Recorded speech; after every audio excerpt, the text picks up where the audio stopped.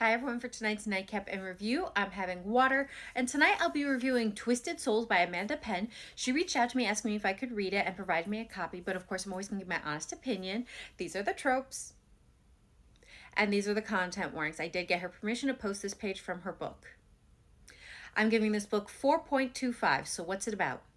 So this book is about Hunter, who, when going to get revenge against the man who harmed his sister, ends up dying. While he's dying, a Reaper comes to him and offers him a choice. He can go back as a ghost and get revenge against the man who harmed him and his sister, as well as cleanse his town of evil. But what he doesn't realize is that the man who harmed him and his sister is only one part of the puzzle in the corruption of his town. But he still accepts the Reaper's offer, and the Reaper reminds him that the path to justice is a twisted one. So when he goes back, his first target is Shayla, who, as he was dying, it was mentioned that she was responsible for the misery that him and his family is going through. But what he doesn't realize is Shayla is not truly responsible for the suffering his family's gone through, at least not the way he thinks, and she is in fact a victim who sacrificed herself to save his sister. What he doesn't know is Shayla has been abused and sold by her godfather and stepmother for years, and by sacrificing herself to save his sister, she can now never escape their grasp. But as Hunter continues to haunt her in the name of justice, he starts to realize more and more the situation Shayla's in, and realizes who is truly responsible for the suffering him and his family have gone through. So with that information in mind, he goes after those in the name of justice, not just for himself, his sister, but also Shayla as well.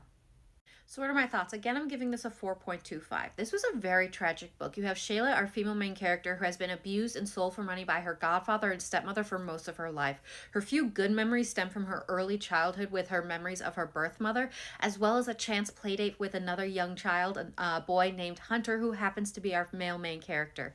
So those memories are what she clings to and when things get really dark. So my heart was just breaking for her, and all I wanted to do was keep her safe, wrap her up in a hug, and go to war against these guys with Hunter by my side. Like, I just wanted to get justice for her. Now, she is a softer female main character because she is very limited in what she can do based on her situation being held captive, as well as she's been in this situation so long that she sees no light at the end of the tunnel. She is just weighed down by despair. So she is definitely a softer, kind of have given in to the situation kind of female main character. Now, with Hunter, our male main character, I enjoyed him as well because in the end, he was just a good guy trying to get justice for his sister and was unalived because of it. And yes, he misunderstood the situation and how Shayla was linked to it. But once he realized what was going on, he tried to rectify it and not get justice just for his sister, but Shayla as well.